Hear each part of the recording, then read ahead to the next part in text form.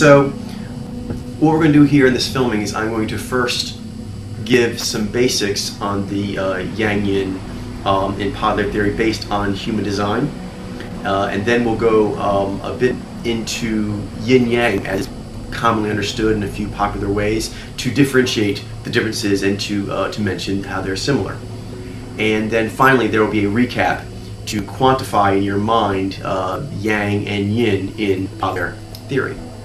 Okay, so we'll start with what we're doing here is relating human design and the elements of it, the relationships of it to Yang and Yin and the properties thereof. So in the guest area, what we want to first focus on is the simplified method and the 5 years of Mojo reading and the human design, so the basic elements of that. And that's what we've included in the guest area because Podler theory is very vast. It covers everything, and so you need to have a starting place to know that you have a foundation, you have a beginning, a vehicle to kind of drive around and find out the entire theory and have a way to understand it. So the first thing you want to do is to be able to start reading people and to be able to see this visual language that all humans are giving off constantly and always have. Once you've done that, it will prove to you that there is a phenomenon happening that Podler is informing on, and that will help a lot in how serious is the discipline you are studying. After you play around with the Mojo reading for I'd say a month or more, if you have the natural talent, you'll pick it up, and everyone will pick it up. But actually, if you're talented, you can, I'd say, pick it up in about a month or so. You'll start getting very distinct cues to where you are seeing them. If you're not always accurate, of course, it takes time to train to that level, but you'll be seeing them for certain in people, certain cues. Once you have them, it's like a note, and you'll be seeing that note in other people constantly once you get that palette. And as you keep gaining palette colors and cues, you'll just start seeing those everywhere as well. It never goes backwards. It just keeps going forward. Once you start noticing them, they're there. So that's why we start there. But within Mojo Dojo Pathway, there are several disciplines relating to Mojo, which reading is just one. But we start there to focus your attention and allow you to bite on something that is of right size to chew, and you can start seeing the power of what Podler theory can do when it's applied. However, you need to know the context of theory, and that's why we had in the visitor area a general overview of the theory. So you have in the visitor area, the main focus is on Mojo reading and seeing that language, getting a proof of concept of that, and also getting a beginning capability, a beginning fluency. From there, you can continue on to the rest of disciplines of Mojo Dojo Pathway, but then Mojo Dojo Pathway is one of 8 disciplines of Podler theory, so it's a lot of theory. So we're focusing on the Mojo reader in the visitors area, but there is a need for context because it's really one great theory, everything connects, and that's why it all works as well as it does. So a few of those things relate to some what you call the more philosophical end of Podler theory. All Podler theory is totally scientific and rigorously so, but the interpretation of that kind of practice, that kind of discipline, those kind of pathways of study may be seen as more spiritual or more artistic in form. Really, they're just all one thing, but I divide the pathways up because humans will tend to distinguish them in their minds that way. So right now there is a more philosophical element that relates very much to your task, your current task of Mojo reading. When you are trying to develop a taste for the cues, you're going to need to, first of all, recognize that a Jai drift, what that looks like. But there's an overall polarity of these elements, of the various cues you're seeing. In the conflagrations, we're seeing all the cues. Within that conflagration, what you will see is that there are a vast network and layers of overlapping yin-yang polarity spectrums and continuums. By the time you got to this filming, you must have heard the term spectrum and continuum a bunch of times. And there's a reason for that, and we're going to kind of highlight that now. Because a basic understanding of it will be needed to know some of the lingo we use in the Mojo reading, and it will heighten your ability to do it because you'll come at it from the right way, which is you're really reading a cluster of energy. A tree, a rock, and us are all clusters of energy. So you want to start with reading a thing as a work of art, and then go up to a being of sublime energy.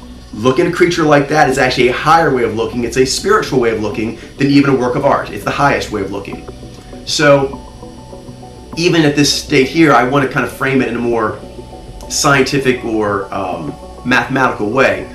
But that is the realm we're getting into, as I mentioned already, with the fifth gear of the 5 gears, where you have to go to the quasi-state.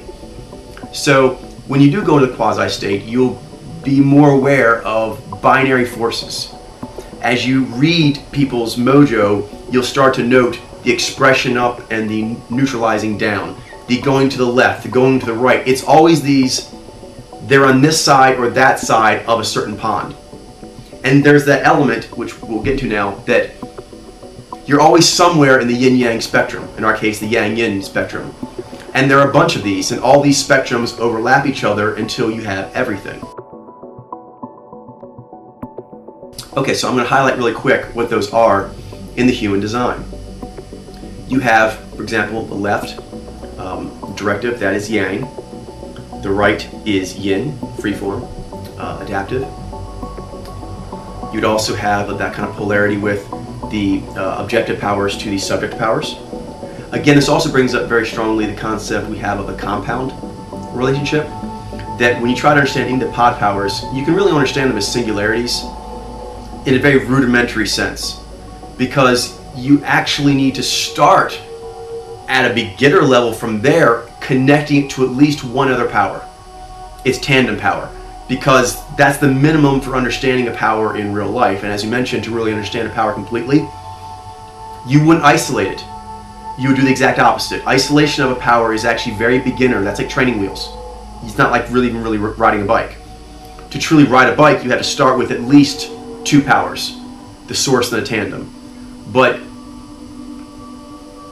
you realize that beyond that, there is a connection to all the other powers, but each of them has a vast system of relationships.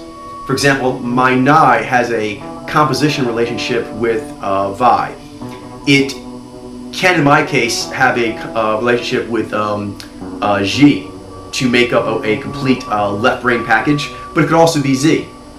So Nai goes with both. Nai also comes over here and needs to connect with Jai and Zai to give it a moral compass and a tactical compass within the map. And then up here, it needs to be fed connective stimulus from the outside world, or it'll be completely like a baby that was, kind of like the Matrix, where they never actually were awake. Their entire experience is actually jacked in. Vi and Nai are kind of like that. They're an internal feed. So without actually this, you would be jacked in all the time. You would never actually have real life. So that's just Nai, but all the powers have that, to where they are in a vast network of these pulling things. As we get into other parts of pod layer theory, they get more philosophical and spiritual. This will continue. In fact, we believe you can only really understand everything from the most scientific to the most spiritual with a sort of binary duality and non-duality way of looking at things. In this way, the yin-yang theory is a very elegant initial foray into the realm of cosmology. And that's why it still holds up, because certain rules of like what I call binary flow, they are very applicable, and I think yin-yang is kind of picking up on that. So there are elements of those binary flows within us that a lot are similar with yin-yang, but there are some crucial differences. So I want to kind of put some foundation right now, and then we're going to get into the general interpretation of yin-yang and some of the more popular school thoughts like Buddhism and Taoism, and highlight some crucial differences. And then at the end, sum up what ours is, so you have a clear idea what those quantities are for us. Okay, so continuing on, you're going to have the perceptions are going to be yin to the yang of discernments. You're also going to have the yang of literal perceptions versus the yang of the yang of literal perceptions with the yin of interpretive perceptions. Then you're going to have yin of values-based discernments to the yang of logic-based discernments. What else? That's pretty good, I think, for right now, except for maybe also mentioning that momentum would be considered yang. We'll get into kind of why that is a little bit, but momentum would be considered yang, and modulation would be considered yin. That's good for right now, and I think you can kind of see, that makes kind of sense lined up with the human design. So let's now move into some more complex comparing and contrasting. So this is just something I pulled up from a quick view of the internet, I think like Wikipedia and a few other things. And so I'm just going to read out some entries that interest me and mention the similarities and differences. So, first, in Chinese philosophy, the two fundamental principles, one negative, dark, passive, cold, wet, and feminine, yin, and the other, yang, positive, bright, active, dry, hot, and masculine. Some of these things I agree with our theory. Some of them don't necessarily fit, for example, or we don't have a strong opinion of necessarily, would be like, for example, dry and wet. There's lots of ways to interpret that, so I think that's open to some debate. So some of these we don't really have a strong opinion on, and other ones we either agree or we disagree. So most of those we kind of agree with, but some of them we don't care as much about like that. This is important though. The interactions and balance of these forces in people and nature influence their behavior and fate. This is true. That goes along with the Yang-Yin philosophy of Baudelaire. Because we come from the point of view that natural law unfolding, which evolved all the planets to Earth, to evolving the life on Earth, which is us. So we came from this binary flow of the cosmos. So the cosmos has this binary flow, we have this binary flow, we are a part of it. And then if you go into the social alchemy, you could look at that as just an incredibly sophisticated network of yangs and yins, relationships. Does that make sense?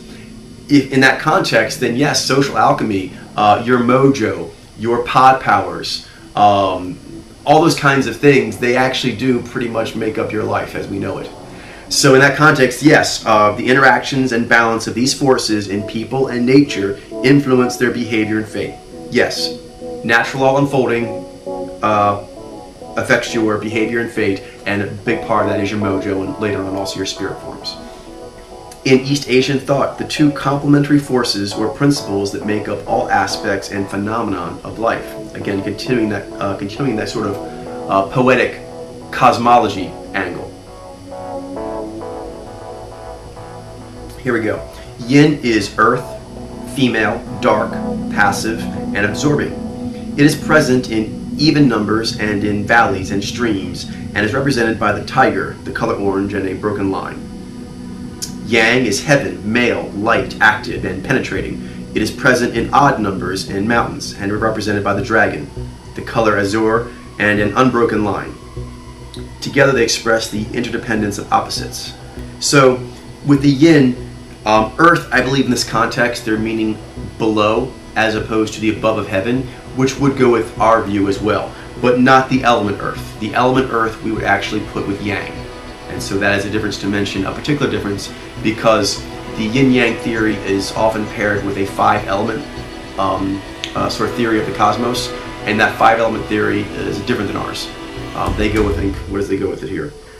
Metal, wood, water, fire, and earth. Ours would be more along the lines of Muma Masashi in the Book of Five Rings, which would be earth, fire for the yang, and wind and water for the yin, with the void or the all, any how you want to call it, being the all of them or none of them. Does that make sense?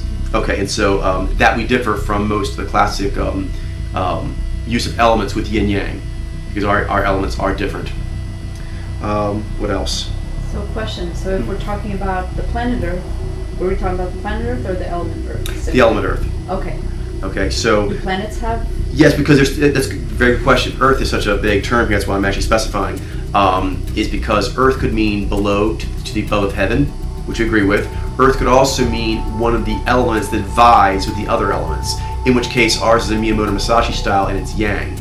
But Earth could also be the planet, like a baby, within the womb of the cosmos. Then you're getting into the all and the one. The all would be yang, and the one would be the yin. It would be the lesser or the subordinate, the child to the mother or the all. Does that make sense? That makes sense. Good question. Yeah, Earth has several meanings. What else? The color orange, the color azure. We don't go with those colors. We go with the pod power colors. So the pod power colors for the left brain powers: blue, gray, red, and the burnished metals like gold and copper and bronze, they are yang. And then the right brain pod powers, which is the cream, the reflective metal colors like steel and silver and titanium, and then also the green and purple. Those are the colors that we consider yin in the pod layers way of looking. What else? A broken line versus the unbroken line. Yes, we also use that. It comes up when we refer to sort of like the binary ones and zeros.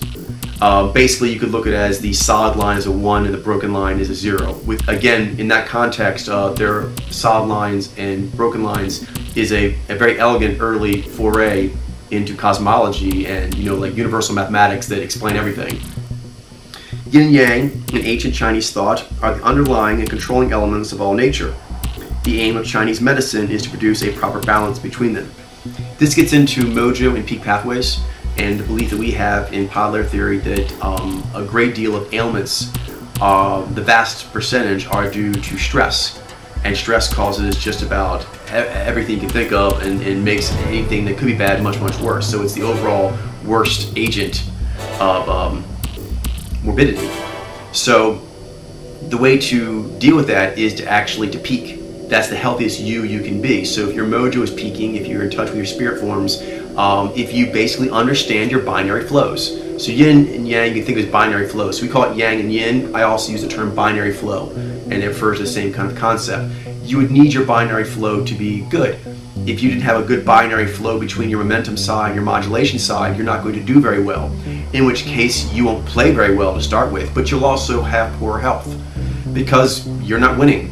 Winning in life makes one feel better. Winning is different for every human, but you need to know what that is for you. And to know that, you have to understand those minor modulation, major modulation, subjective, objective. It's all these binary flows. So if you don't know that you are like that, you'll tend to get stuck on one end of a binary flow. And that's when you have all kinds of maladies that come from that. So in that line of thinking, theirs is a more poetic way of saying that, but within this sort of mathematical mojo, pod power context, I think that actually compares and correlates well. Used in Western world to express any dualistic reciprocal control system in which one influence tends to promote things that the opposing influence tends to inhibit. We clearly see that this is all over the pod layer theory, but for those who are just starting, you can see it very much in the human design, in the modulations, in the compound, I mean all those kind of, the composition relationship. Basically nothing can be by itself. That's the overriding thing, is nothing can be by itself and nothing can be allowed to run its agenda or its concept of, you know, a fascination, all, if it does not have something to pull it back. Let's see. In Chinese thought, two great opposite but complementary forces at work in the cosmos.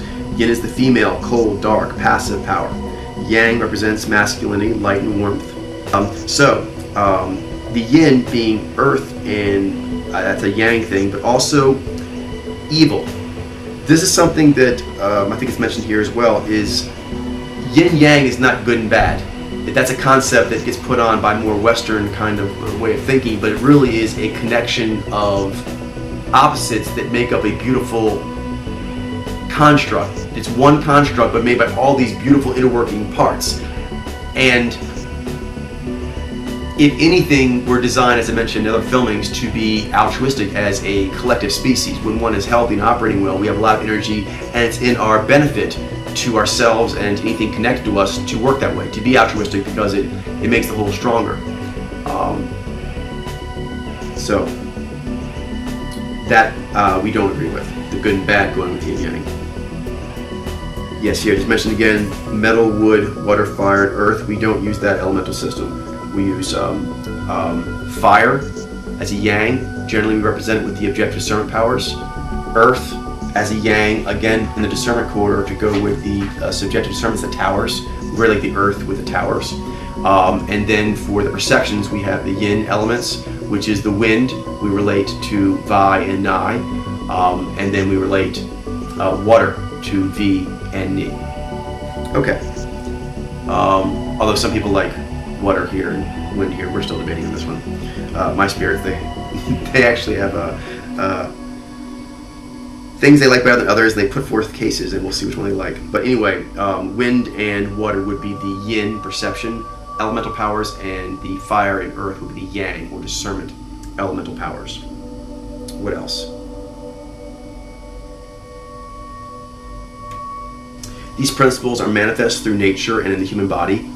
They relate to mental, physical, and spiritual structure, and are affected by food, drink, action, and inaction.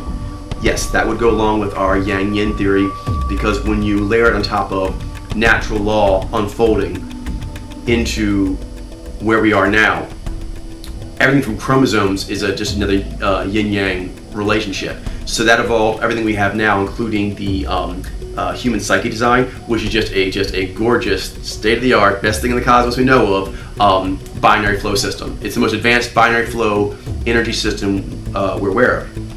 So if you work with the binary flows as they are designed, because once you know what your mojo configuration is, you realize you actually do have a peak pathway flow. There's a flow that you work with, and if you go with it, it's kind of like a surfer riding a wave correctly. It'll go great, it'll be beautiful, it'll be an exhilarating experience, and it'll feel good. As opposed to if you don't do that, well then you're going to get something that was designed earlier than you, is much stronger than you. You really can't make your body be something outside of what it is designed to be done. I can't make my body lift 10 tons. I mean, unless I get cybernetics. I'm always holding out for that. But excluding the cybernetics, if I try to make that happen, I will be smashing myself against natural law. So once you realize the binary flow, you realize that you as a Jai-Ni, you as a Ni-Jai, myself as a Nai-Ji, we have a tremendous amount of powerful binary flows that have been flowing from all the evolution to where we are now. You can take it all the way back to the beginning of this cosmos, but at a minimum, you can take it back to our tree-swinging ancestors. From then all the way up till now, there is a tremendous amount of binary flows, elegant, masterful, the best the cosmos has. So you really don't want to buck that. So in this way, we do agree with Buddhist thought, although some of it is more passive than our way, but there is the concept that natural law has these binary flows that you must surf. If you surf them or sail them, your ship gets very, very far. You go out the wrong way, you get smashed up. We, however, are very ambitious and we like our ships to go far. But we do recognize you must surf and sail natural law in order to do that. The balance of yin and yang in the individual, nature, and the cosmos is symbolized by a circle separated by an S shape, one half of the circle dark and the other light, with a dot each in the middle of the other. We will use that very much here once you get into some of the other later disciplines within Mojo Dojo, such as social alchemy, where we'll have yin-yang, or what we call yang-yin symbols, where you could have Jai and Ji, where that yang-yin symbol, and one side is the Ji and one is the Jai, and a little of both in each. And that is because Christina, as a Jai user, really only understands how to use Jai with the context of Ji.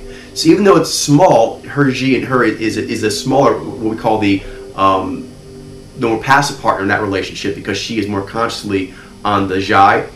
Jai knows itself, it gets structure from that. Vice versa, for example, in the Ji Ni Jai filming, the poignancy, for Ji, without the poignancy of Jai, it would not know itself. So that concept that Yang knows itself through Yin, Yin knows itself through Yang, that is everywhere in popular theory, and you're going to be introduced to it right away with the human design for the psyche. The yin-yang symbol represents unity and duality, a universal dual monism. Okay, yes, what that basically means is that although you are experiencing Jai to your counterpart of Ji, really you're not. Really, that's just your conscious mind, unconscious mind having a constructed separation from each other. So in essence, they're really one thing. Does that make sense? So to try to get it, it's a complex concept, but in the simplest terms, you're going to experience things duality, but you need to understand them in non-duality, because you have the duality of yourself and your other. Does that make sense? Of yourself and your four unconscious powers. However, if you try to study yourself, you won't make sense if you don't come at it as in Christina Morgado or Christina Jones are this complete thing, that both your Ni-Zhi self and the unconscious Ni-Ji powers are one. If you try to study it otherwise, it's like studying a power without its tandem. You really can't understand it that way. It won't make sense. It only makes sense when you understand it like so. However, experientially, you will have to experience it, hence peak pathways, why it's designed that way, in a duality sense at first, because that's how you're designed. You're designed to start at certain ends of quartz and then travel to the other sides and then return. In modern times, the yin and yang principles are a vital part of the revived system of diet known as macrobiotics, where health and mental and spiritual balance are developed by the correct proportions of yin yang foods, properly prepared. There is some correlation, although we don't take, I think, as straight a dietary connection as they do in that macrobiotic theory. It would come from more the point of view of the stress, that your stress comes from the way you're configured, and the way you're configured has a spiritual element and has a physiological, scientific kind of element too, so that we will do a lot of research in the temples of figuring out the physiological differences and similarities between all the mojos. Once we get thousands and thousands of mojos and cross-index them with every kind of social alchemy relationship, we can try and figure out what makes what work. But until then, I think we're guessing. So I consider what we're doing with all the dietary stuff, when it comes to giving you the diet tailored for you, how do you know that? I'm no offense, but I have to put it in the same camp as personality type readers and energy readers. If you can't read someone's mojo configuration at 100%, then at least 85% plus, which is like the cap of what's out there right now. So you're not really competent to do that because you're trying to tailor it for a person. But why they're stressed and why they use certain nutrients is going to be integrally linked to the way that their psyche is working. So we will do a lot of tests on that. But there will be an element of diet with yang yin and how much yang yin you are, and the fact that being a Zhi first has a lot of yin. I'm sure there is some corollary there, but we first have to get a lot of samples and then test these samples. Okay, so if you brave pioneers in these temples, your own personal guinea pig yourself. This is an important element as well. In Chinese philosophy, the concept of yin-yang is used to describe how polar or seemingly contrary forces are interconnected and interdependent in the natural world, and how they give rise to each other in turn. So, even for example, Zhi with Z, you couldn't have Zhi without Z, and you couldn't have Z without Zhi. Even things that seem unpleasant, it doesn't matter, not natural law. Natural law simply is balancing things and causing change to continually evolve as these binary flows just keep tumbling one over the other. The concept lies at the origins of many branches of classical Chinese science and philosophy, as well as medicine and martial arts and exercise, etc. I just mentioned that to say that I do agree that you'd want to know your mojo, hence mojo mentorship, as the foundation for everything you're doing. When you would go to your doctor, you'd want to know what your mojo is, and you want your doctor to know what your mojo is and know what that meant. When you played sports, when you'd want to go to a personal trainer, you'd want to know what your mojo is, you'd want to know what his is, you'd want that person to know what theirs is and knows what that's underlying everything. That's when the primary binary flows underneath it. So that's one thing we're doing with Padler theory, is trying to highlight some very key binary flows that are not being seen. But once you do, they're there, and then we'll be able to monitor them and master them. Yin-yang are complementary opposites within a greater whole. Again, duality and then non-duality. So you will need to understand it in non-duality, but in order to experience it the way you're built, you start with duality. You just have to accept that. You start from a duality and you can work towards non-duality, but you'll keep reverting back to that darn duality. But that's a fun game. Keep doing it. Okay. Everything has both yin and yang aspects, although yin or yang elements may manifest more strongly in different objects or at different times. Yin-yang constantly interacts, never existing in absolute stasis. Very true, and that again is highlighted, for example, with the compound relationship. The fact that when I go into my Nai, I never get away from the structural framework of the Ji. And then when I'm out in the Ji, I never get away from the informing agenda of the Nai. And that's important to understand. Reading people and the way the psyche works is that all these things have all these pulleys on them.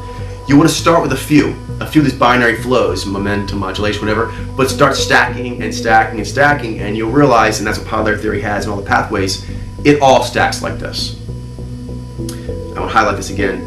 there is a perception, especially in the West, that yin and yang correspond to good and evil. We do not subscribe to that. We subscribe to we are engineered through the shearing forces of natural law to be the finest design thing going. And there are many designed creatures out there, from gazelles and elephants and so forth, that get along quite well, and they're altruistic with each other, and really they're built to produce like a very well-designed program. And as I mentioned before, a well-designed program spends most of its efforts regarding being productive. How does that program produce a thing? And of course you have a smaller part for troubleshooting. So whenever you're spending most of your time doing troubleshooting, it means there's a problem there. Okay, so we do not subscribe to that.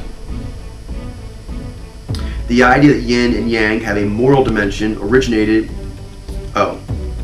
however, Taoist philosophy generally discounts good-bad distinctions as superficial labels, referring to focus on the idea of balance. We agree with that, except we're going to have a slight issue with balance. Actually, sort of a major issue with balance. So that is one of the main differences in why it's yang-yin.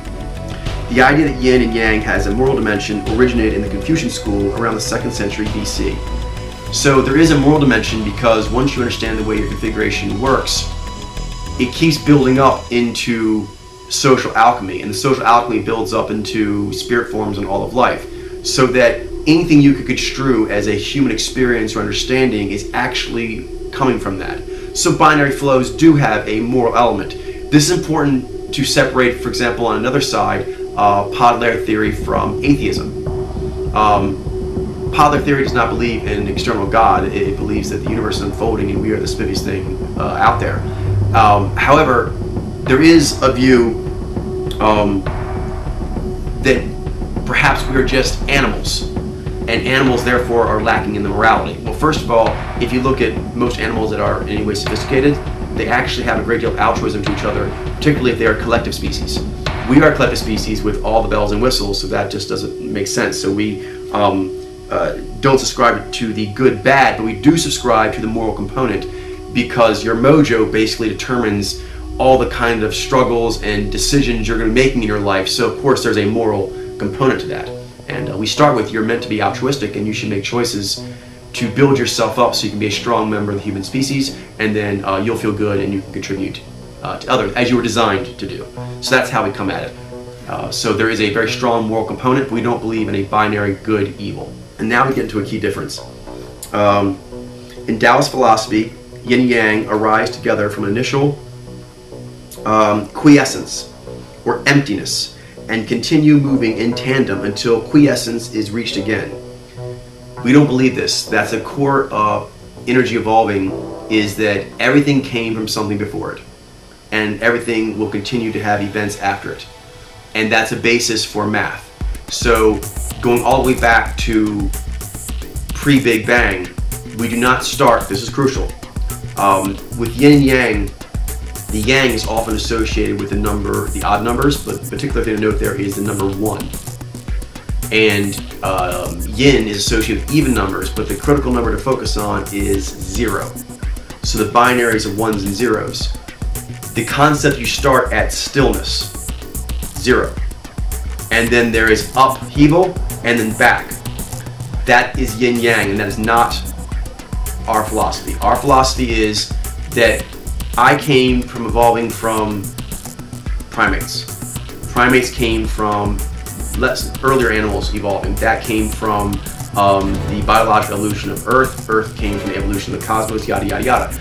And it keeps going back to a 1. If you take me away, it reverts back to a 1. If you go forward, it goes to a 1. So the start and stopping beat is the 1, is the yang, not the 0. That's crucial. So if you regress it back, and this is a critical difference, for example, in even some atheistic models. Our model is more along with string theory, particularly membrane theory, which is that pre-Big Bang was not nothing. It was an unknown 1. That's a crucial difference. Pre-Big Bang was an unknown 1, and that's why at the start, prior to the Big Bang, that was the 0. And then a 1 came out on the other side. This universe exploding. The singularity, as they call it sometimes. But why does it trend this way? Why did it come out of the 0 with these variations? Why is the cosmos irregular? Why didn't it explode out some kind of perfect geometry? Because it was trending. In popular theory, we believe the energy was trending from somewhere else, some other time, whatever you want to call it, but there was a one. And what happened before that universe? Membrane theory is like, what's one universe bumping into the bubble of another universe? Fine, there was something behind that, and something behind that, and something behind that. You can say, yes, if you keep going, there's always a negative. No, if you keep going, there's always a positive. Do you know why? We're here. We exist. This is a crucial difference between yin yang and yang yin. We are here and we are trending. We are evolving. There's impetus. So, although I don't go with Nietzsche's will to power, I do go very strong with a will to shine. All the mojos come with a desire to do what they were designed to do and peak heroically doing it. That's not zero. That's not stasis. Okay, that's starting with movement. And the cosmos exploded out. That was a one. You can say, well, it started at the zero. No. We go with there was something before the Big Bang. So that's a very crucial difference, and that's why we go with yang yin, besides the fact that yang, A, comes before yin, I, you know, as far as the alphabetical. That's a cheesy difference. But the more serious philosophical difference is the one I just gave you, which is that everything, if you regress it back, energy evolving, always keeps coming up with another one. And if you go forward, energy evolving, you keep coming up with a one. Either the universe collapses back into itself, but then that just comes out somewhere else. There's still a one there.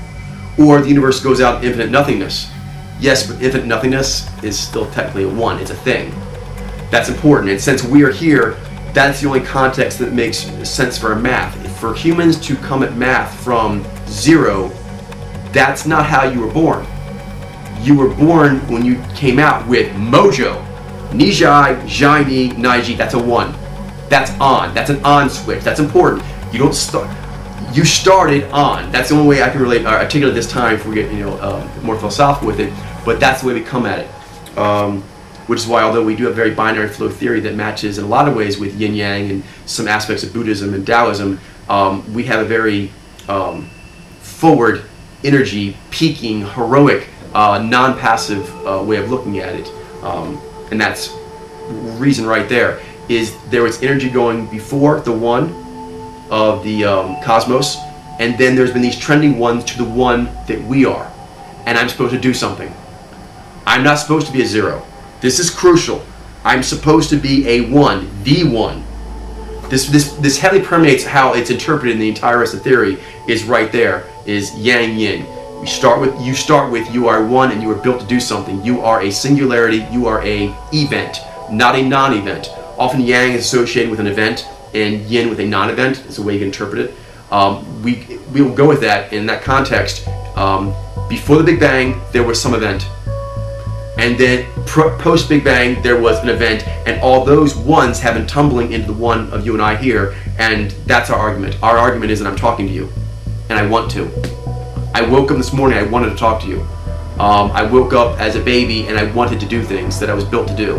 And so that's my argument that I feel is pretty much irrefutable of why it's yang yin. It's actually one then zero, not zero then one. I'm aware that numerically zero comes before one, but when you talk binary code, you're actually talking about tumblers going over tumblers. So when you go with theory or philosophy, you have to go with something that you can hold on to that will explain all the math. Actually starting with zero makes it a non-problem. You simply stand still and don't do anything. To understand anything, you must start putting a switch on. So you have to accept right now that we actually are not robots, we're humans. And so therefore we come with a desire to do something, and we are going to start there. And that's the heroic journey. You come with something you're going to do that's going to start the heroic journey. You can wave it off. You could be a zero. But you're not. You're going to be a one. You're going to be one that completes it. When you complete it, you'll become a zero. The idea you had of yourself will die, and then you become a new hero. But how do you even know about this hero process if you don't wake up as the apparatus, which means you're a one?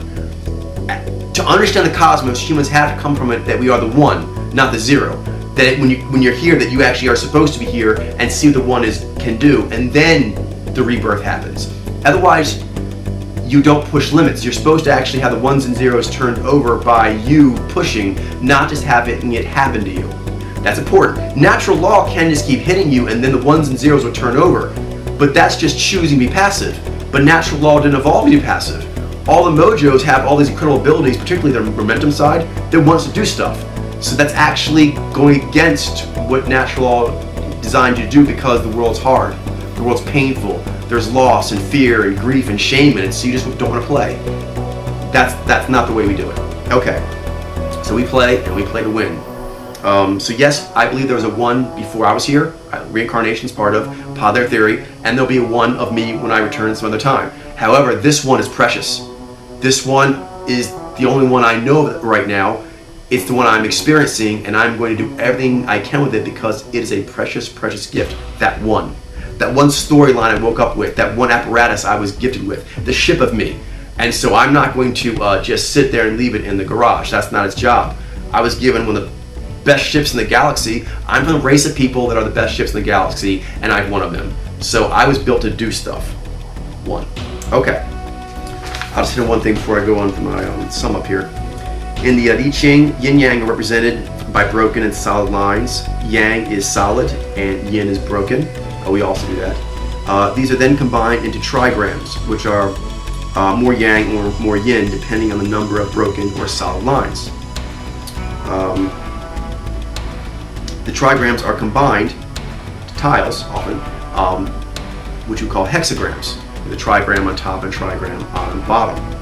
We don't use that. We use a system that relates to the human design and to Mojo, but we do have a sort of tile system. And the way that would work is there would be 4 lines on the top and 4 lines on the bottom. The top 4 lines would be correlated to your source power, and the bottom 4 lines would correlate to your tandem power. Do that really quickly. Nai is directive, subjective, interpretive perceptions. So that would be yang for being directive and yin for all the other 3. I'm not going to go through all of them, but you can basically see you have directive and what I did before, and that would actually tell you the lines. So it just basically goes adaptive, directive, subjective and objective, and then perception or discernment, and then which channel. That's how the 4 lines are done. Okay, so we do have something like that, but it's a different approach entirely. Oh, and just one more thing. The yin-yang symbol,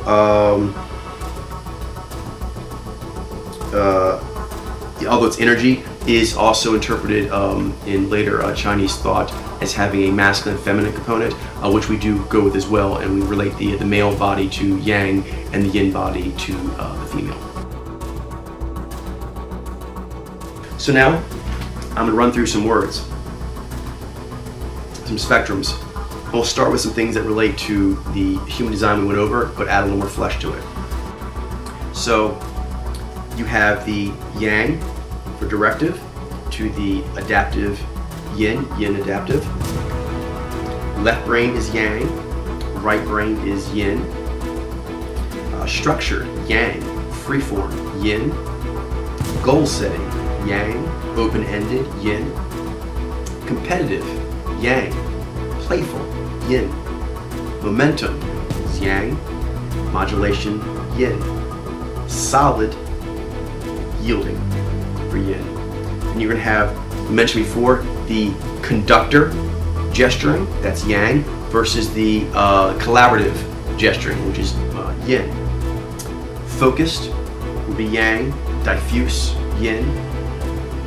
Some more yang, hunting, penetrating, objective, as opposed to the yin, gathering, absorbing, subjective. You have the working versus resting, the yang aggressive to the yin tranquil, the yang active to the yin passive, yang engaging. And there's a lot of words, but it's an extremely complex concept, and I want to really flesh it out here because now that we've sort of highlighted the differences, I want to quantify what they are in your mind and give them a lot of flesh because it's very complex. As I mention each of these, you should feel that you are on one side of them because you are. Everything I'm about to mention here, you are either physically through your mojo on one side of, and later on, like day and night, you are a part of because of the environment. So there's absolutely none of these I mentioned that you are not always on one side or the other. Okay. Because even yourself, you're adaptives, but you spend time on your directive side.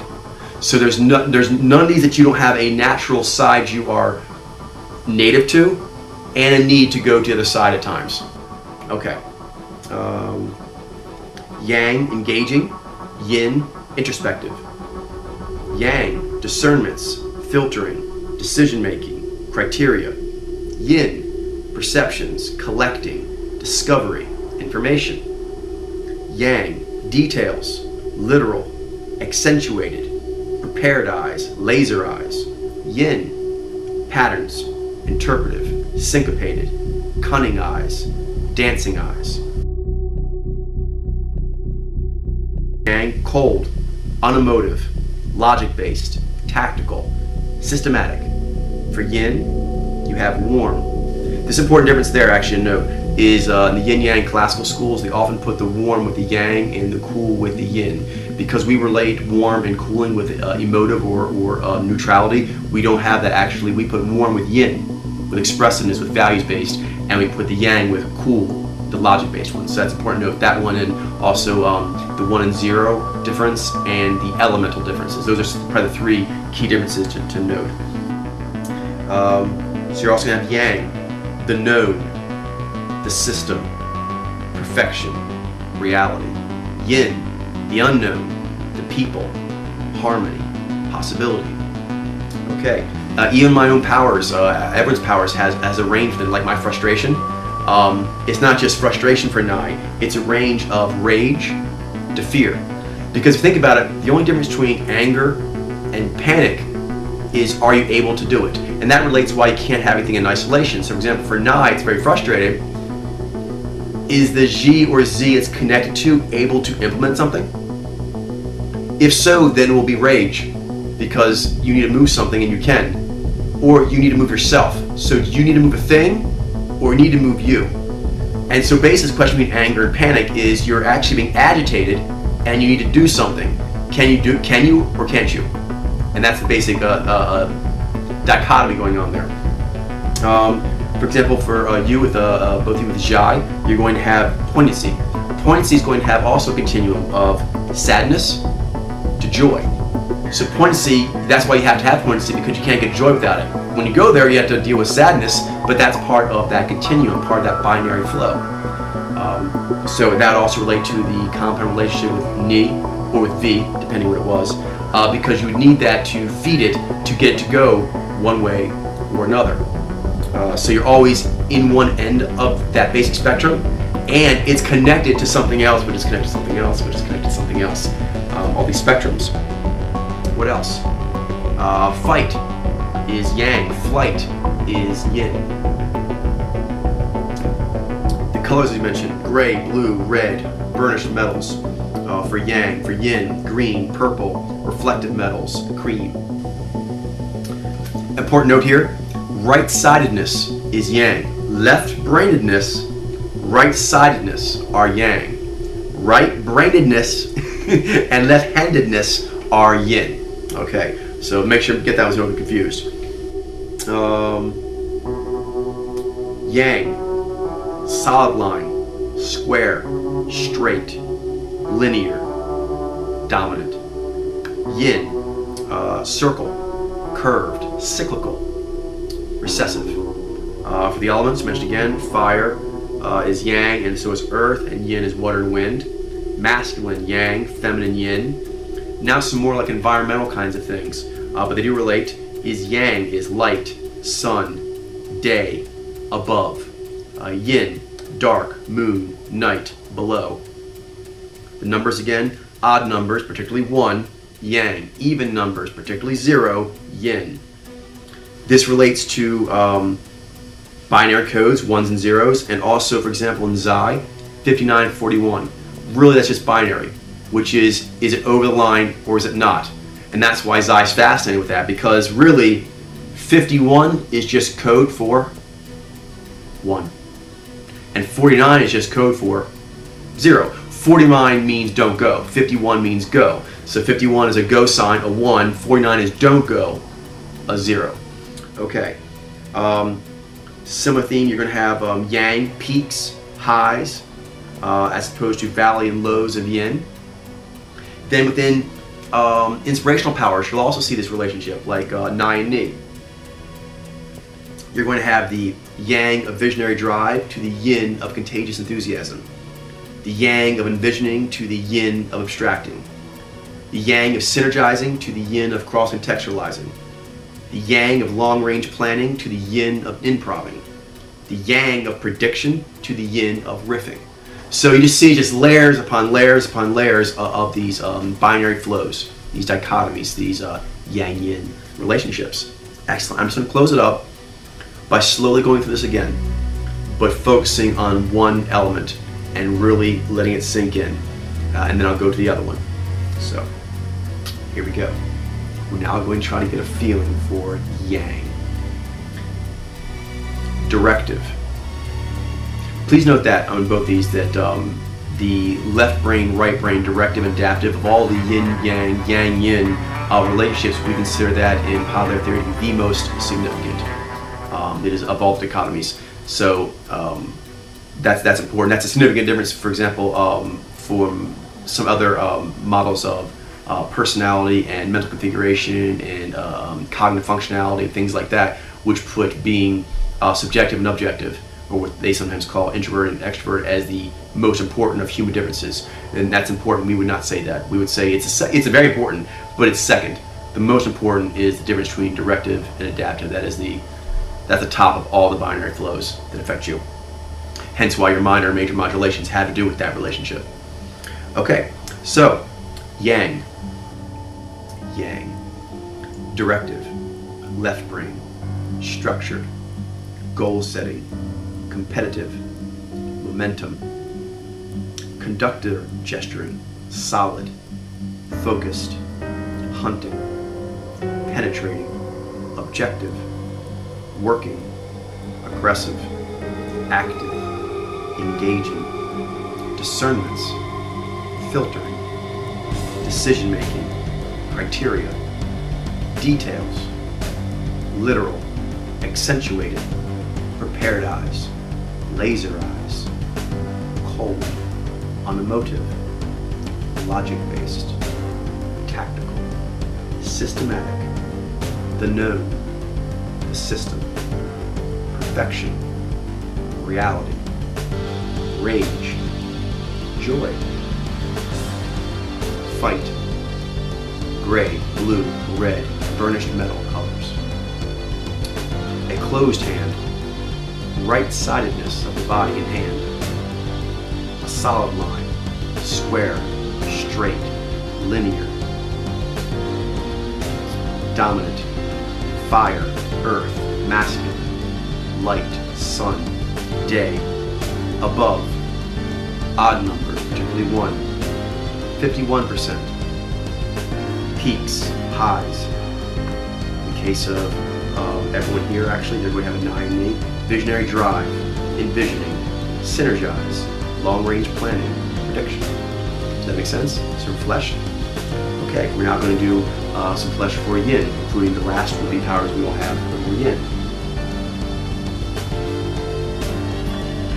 Qualities of yin. Their theory. Adaptive. Right brain. Freeform. Open-ended.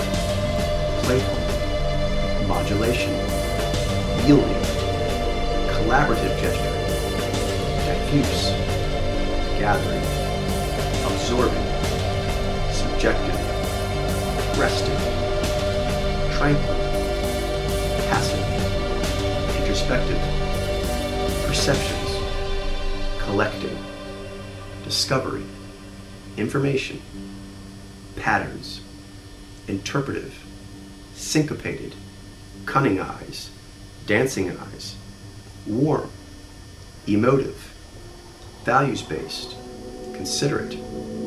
Empathetic. The unknown. The people. Harmony. Possibility. Fear. Sadness. Flight. Green, purple, reflective metal colors, cream.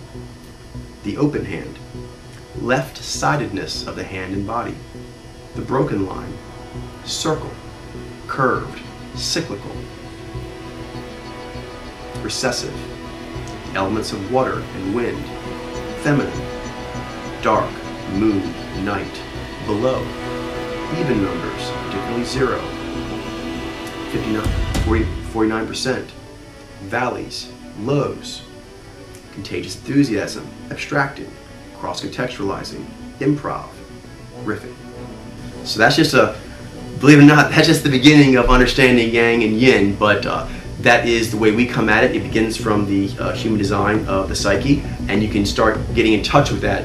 You don't need to get overboard in this right now, but it's needed as context. You understand the way we position it within the rest of the theory.